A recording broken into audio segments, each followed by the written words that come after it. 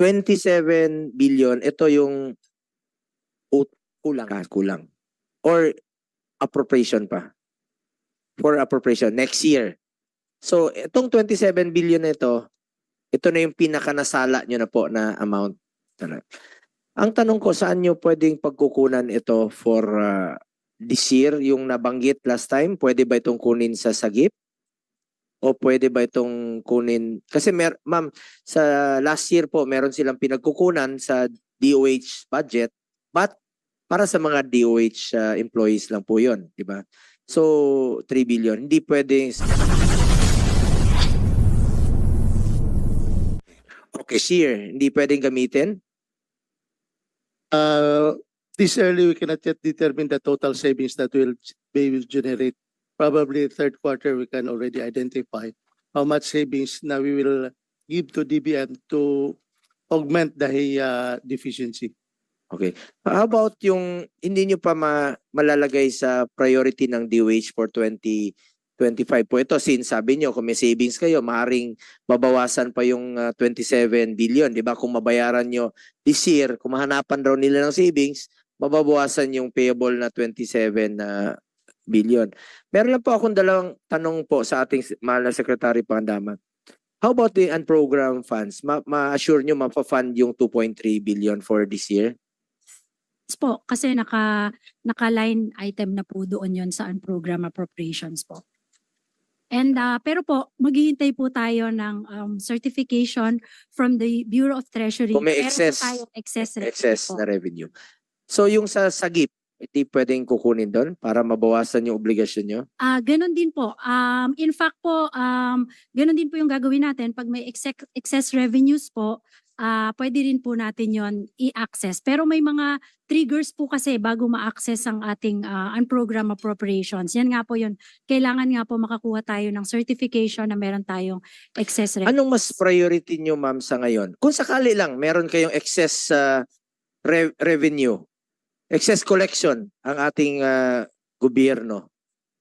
Kung halimbawa meron kayong nakuhang excess collection of 20 billion, ano pong priority ninyo? Yung health emergency allowance nila o yung mga infrastructure project po na... Nakalagay po sa GAA, meron pong nakalagay doon sa ating special provision kung saan po pwede gamitin yung excess revenue. Nakalagay po dito, ang una po is yung support to foreign assistance projects. Ito po yung mga, di yan kailangan kasi tatama po yan sa deficit. Ang kailangan po is unang-una, personal benefits po. Pangalawa, social services or continuing public health emergency. Nilagay po namin yan. GOP, counterpart of foreign assisted projects, infrastructure projects, and other priority projects of the national government po. According to reports, meron pong ang PhilHealth is due to remit 89 billion of its unused subsidies to the National Treasury. Maaari ho ba itong gamitin as source na pambayad sa HEA ngayong taon nito? Diyan po, pwede po. Pero if you will, kung pwede ko lang po explain, no? Ang total and program appropriations po natin for this year amounts to roughly 800 billion pesos. And yan po, kailangan po nating ipila po lahat ng sinabi ko pong mga... Kaya nga po, ang tanong ko sa iyo, pipila mo. Pero kung since dito, ikaw yung DBM, ikaw yung mag-determine kung ano yung unahin mo. Halimbawa, pumila ngayon ang HEA ng 5 billion. Tapos ito, nakapila rin po yung mga infrastructure, iba't ibang priority ng iba't ibang ahensya, ng iba't ibang departamento. Mahingi ba natin ng assurance mo na unahin natin itong sa HEA? Dahil services rendered naman po ito. Pwede nyo bang ma-assure na pwede nyo mauna sila? Kasi ma'am, pinagpawisan na ito ng mga kababayan nating medical frontliners. Sir, Senator, kung pwede ko lang po rin ikwento, no? Last year po, meron din pong program appropriation para sa HEA po. At in fact, yun nga po, wala nga po yung specific line item, di ba? Wala siyang specific line item, but we were able to release roughly, magkano pa? Additional Kasi last year, yun ang pinakamalaking release 2023, 30 billion. Yun. Wala po siyang line item, pero nung nakakuha po tayo ng excess revenue, we were able to release additional 7 billion pesos po.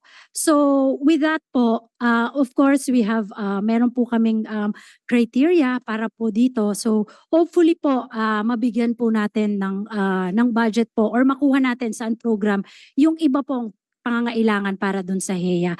But what we promise, Mr. Senator, sir, is that by 2025 po, sana po, gusto po sana talaga natin para po maipasok sa 2025 budget. Tapos na po, wala na po tayo utang by 2025. So na part to ng tier 1 ninyo or priority? Ang tier 1 po kasi, yan po yung mga recurring expenses.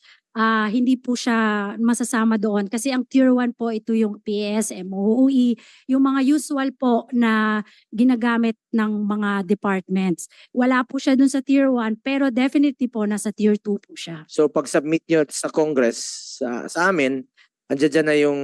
Sana po, hindi po kasi makikita ang SANEP kung whether tier 1 or tier 2. Ang makikita nyo po is yung buong amount na po. So magkano hong plano nyong ilagay for 2025 para sa... Ang request po nila is 27.7 billion po. But then again po, meron pong 2.3 billion sa UA. Aayusin pa po internally ng DOH yung budget nila. Baka pwede po silang makahanap pa po from their savings. Para mabawasan yung... And then we will check also kung hanggang magkano ang kayang excess revenue, baka po pwede rin po tayo kumuha doon. And then all the rest po ilalagay po natin sa 2025. Kasi ang concern lang natin dito, ma'am, alam ko naman marami ho kayong priorities, kaya yan po ang trabaho ninyo bilang Department of Budget is to budget, no? Parang cake yan kung anong unahin nila.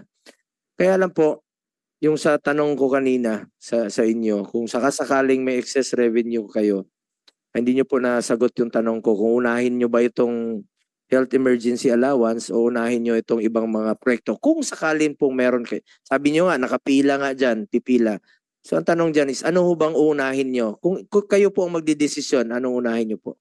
Meron po kasi dito kung saan po kailangan magamit, kung saan po pwede gamitin yung ating UA. Yung pinakauna po sa listahan is personal benefits. Ito po yung mga sweldo ng nasa gobyerno po. Kasi karamihan po ngayon, marami pong mga bago, may umalis, may pumasok. Wala pa po yan sa budget natin sa 2024. Kasama din po sa personal benefits yung tinatawag nating PBB, yung performance-based bonus po ng buong national government. Nakapasok din po dito. At ayaw ko rin naman po pangunahan dahil kung in case po magkakaroon tayo ng increase ng ating salary po para sa national government, dito rin po yan nakapaloob. Saan program? Saan program din po at saka under personal benefits po. Salamat. Pero qualified naman po itong yan. Nakalagay po siya dito. In fact, yung number 2 po with social services and continuing public health emergency which is still considered. Salamat ma'am. Baka lang po ma-consider nyo lang po na mabigyan ho sila ng priority. Dahil sabi ko nga kanina, yung iba sa kanila namatay na, yung iba nag-abroad na. Baka hindi na po nila mapakinabangan yung iba. So, kawawa naman. Services rendered na po. Yes po, yes po, Senator. Between us po ni Secretary Herbosa po, we will commit po to finish lahat po mabayaran by 2025 po. Kung hindi po kaya this year, masyado po malaki. 2025 po, kinukumit po namin, mababayaran na po yan. So, may matanong pa kayo o may concern pa kayo? Sige po. O inassure na yan ng ating DBM na po yan. Siya po ang nagbabudget ng pondo. So ako po yung natutuwa, nagpapasalamat na pag nagsama po ang DBM at ang DOH sa kanilang obligasyon sa health emergency allowance ay magiging posible po ito na matapos na po. Ako bilang inyong chairman sa Committee on Health, meron ho kayong avenue. Dito po ang committee ito para makikinig sa inyong hinaing, maparating sa kanila at ma-actionan po nila. Yan po ang pwede kong gawin po. May tanong po kayo? Tanong ko lang po, Senator, kay Secretary Amina po. Kasi nakalagay po dito without allotment 27.3 billion. Wala po, unprogram po ito. Nakaprogram lang po sa atin dito ay 2.3 Wala ho ba kayong pwedeng tapyasin pa ron para maidagdag dun sa 2.3 billion para sa HEA? Kasi kung tatapyasan niyo po, mas mapapadali pa ho yung ano namin. At ito po ba ay kailangan niyo pang, kaya ho niyo bang ma-release ngayong taon? Nga po yung in-explain ko po kanina, depende po sa amount ng excess revenues na makukuha natin from Bureau of Treasury. And then titingnan po natin dahil marami pong, I know this is important, pero marami din pong equally important programs po na kailangan din po natin, po ang budget po, it's very limited. Lagi po nga tinatawag namin dyan, meron pong limited fiscal space. Kaya nga po, ipipila po natin siya. We will try, like last year po, we were able to release 7 billion pesos para po sa madagdagan yung ating HEA. So yung kinukomit po namin is that yung unprogram na 2.3, ilalabas po natin. Yung within the internal budget of DOH na kaya po nila, parang dati po nakapaglabas sila additional 3 billion, isasama din po natin yan. And then magdadagdag po tayo sa unprogram appropriations. And then all the rest po na hindi po natin kaya this year sa 2025 national budget po. 25 po. Kailan ho ba namin malalaman na kung kailan nyo may release po yun? 27 billion. Po, tapos pagkapirma po ng ating mahal na presidente, ang ating budget, January po. The same po for yung budget ng 2024. Lahat po, day 1, January 1, nire-release na po namin lahat ng budget. Kasi po 3 years na po kami naghihintay. Lahat po nare-release. Hanggang ngayon wala pong release. Ay, hindi ko. Kaya nga po tinatanong po Na-release namin. na po namin sa DBM. I think po kasi kailangan po ayusin yung database. Yun po yung inaayos po ng DOH. Okay po. Sana po. Yes po. Ay lang po. May tanong rin po ang ating Philippine Nurses Association. Ay, dito, kabila. Si Dr. Elmer Bondok. Sir, Sila po rin po yung isa sa mga nagsigaw ng HEA. Dr. Elmer, go ahead po. thank you, Senator. I think I'll be manifesting something that all health workers here would actually agree with us. No, number one, we thank DBM for appropriating the funds. Last year, we appreciate na dahil wala po, pero nagawa niya po ng paraan, and meron po tayong na-release this year, and we're hoping for the remainder 27 billion to be released by next year. But the reality on the ground is the fact that kailangan din po siguro nating tignan kung saan po talaga yung problema, because on the level of DBM, meron po talagang na-fund na money for this. Pero the reality to date is, in our very quick survey for a week's time, out of 1,077 respondents, 54% of them, these are basically nurses, no? Ang hindi pa po talaga nakakatanggap ng kanilang health emergency allowance. And we're trying to look at the mechanism by which the fault is said to be present, kasi maari po kasi na ibigay po siya at na-release po siya at the certain scheme, no, on top to bottom. Pero hindi po talaga nakakaabot sa mga nurses. To date, meron po kami, this are out of the 1,077 na sumagot po ng survey na ito, we received 4 complaints coming from our members, no, and from the other nurses na, number 1, nag-submit po sila ng kanilang mga requirements needed for a database. But right after it being submitted to National, nung balik po yung listahan sa ospital, ang pangalan po niya ay blotted out. Pangalawa po, meron pong cases na i-release na po sa LGU to the hospital. Hospital was not able to fulfill the said release on the said date for the reason na hindi po na ibibigay. Number 3, meron po tayong mga nurses na nagkaroon na po ng turnover, na nag-resign po sila sa kanilang trabaho right after the recovery of the Philippines from the pandemic, that are still eligible to receive the HEA, pero hindi po ito nakapunta sa kanila. Some of them left the country, na ang nag-aayos na po ng mga requirements sila ay kanilang mga legal representatives, pero hindi pa rin po nakakaabot sa kanila. The reality here would be, we want to make a manifestation that meron pong na-budget, pero hindi po talaga nakakaabot sa ground. And yung pong naipangako po natin, no, na i-release po siya, and this basically was very evident in the news in the first quarter of this year. Inaasahan po ito ng lahat po ng mga health workers, hindi lang po naming mga nurses, na hanggang ngayon po ay hindi po nakaka-receive po talaga ng HEA. But basically, they already have completed all of their requirements. So I think kailangan po talaga natin itong tignan because in terms of budget appropriation, meron po tayong naririnig na magandang mga pangako. Pero in terms of like disbursement, doon po talaga tayo nangangailangan ng malaking tulong. And in all honesty po, to the good Secretary of the Department of Dr. Herbosa, we sent a letter last March 14 requesting for the complete list of hospitals and database kung ano po ang talagang datos na meron po tayo so that we also in our capacity as an organization, we can also help improve the reporting system. Kasi ito po ay serbisyo na kailangan na po nating mabigyan ng tugon sa ating mga health workers also. Thank you very much, Secretary, Senator Bongo. Would like to acknowledge the presence of Senator Bato de la Rosa. Galing rin po siya sa isang hearing. Galing rin po ako doon. Parati kami magkasama sa hearing. Do you have any opening statement, Senator Bato? Senator, good noon po. Just to answer po, no, sa DBM po, we were actually coordinating with them already. Tama po kayo na ilabas na po natin yung pondo para sa HEA and other allowances. Nag-usap po kami before and nag-agree po kami, nagagawa po tayo ng tinatawag na HEA mapping and it will be available in your website. Through that po, initial lang po to para may mga steps po tayo para magkabigay tayo ng solusyon para dun sa mga problema. Doon po, nakikita mo yung lahat ng nagre-request at saka lahat nung nabigyan. With that, unang-una makikita mo kung bakit yung isang tao hanggang ngayon hindi nakakakuha, nagbigay naman ako kasama po ako sa beneficiary. So yun po yung una. And then pangalawa, I think one of the bottlenecks I guess also is yung sa mga MOA, no? Kaya tumatagal yung para sa documentation. And the liquidation po. Lahat po yun, ginagawa po namin. Yung mapping po, I think they will be able to finish it. Tapos na po, nasa website na po ba yan?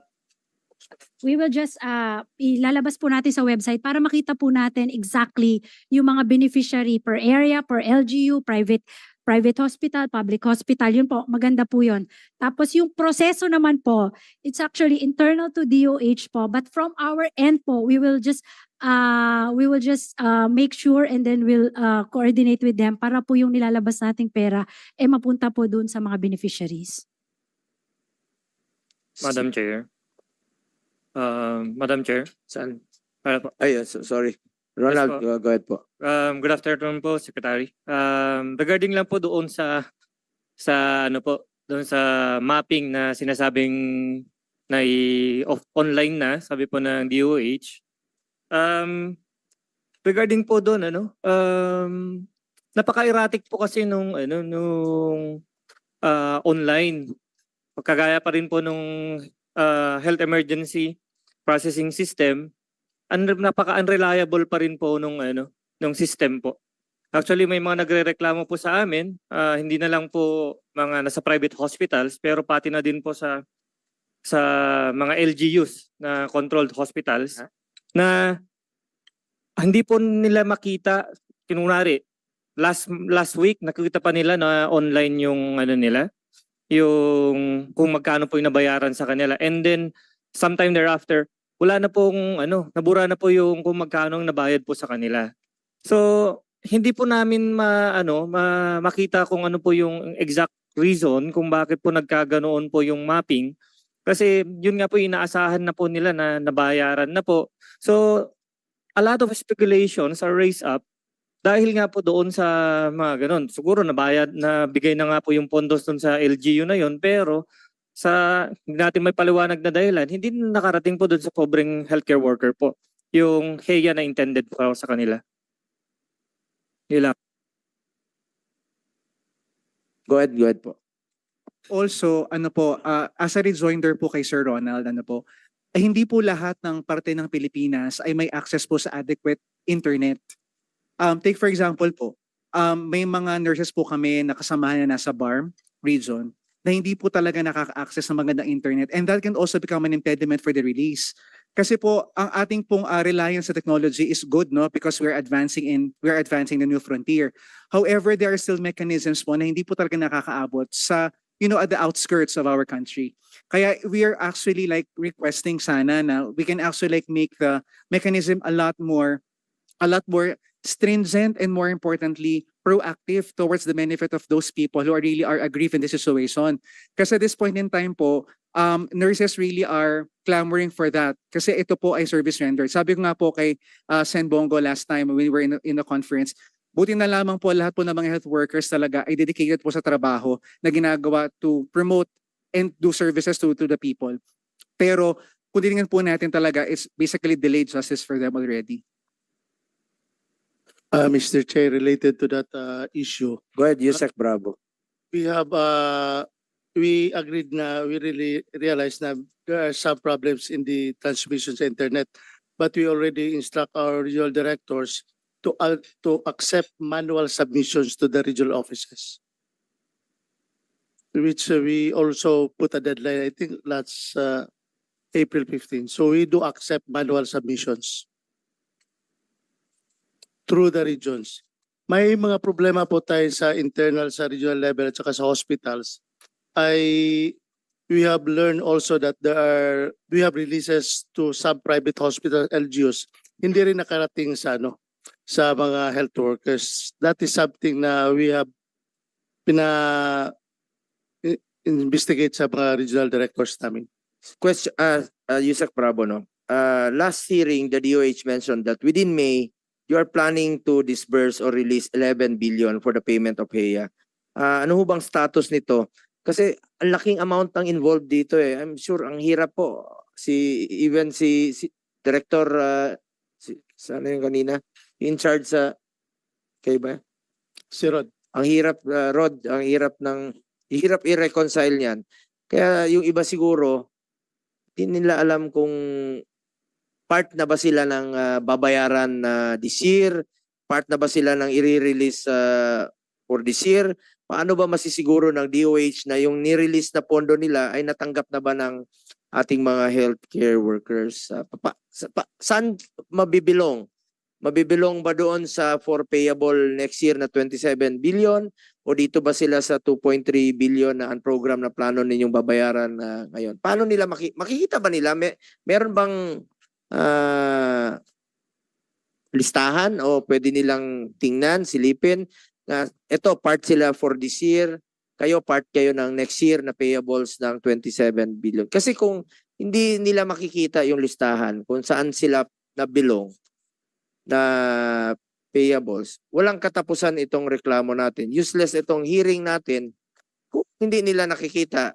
Ayoko rin naman kayong disturbuhin na parati Secretary Ted and Secretary Mina Pangandaman dito sa, alam ko marami pa kayong problema, pareho tayo, marami tayong mga problema, but we have to address this dahil walang katapusan rin po ang reklamo nila kasi marami pong umaasa dito sa munting sweldo na makukuha nila allowances na pinaghirapan at pinagpapawisan po nila.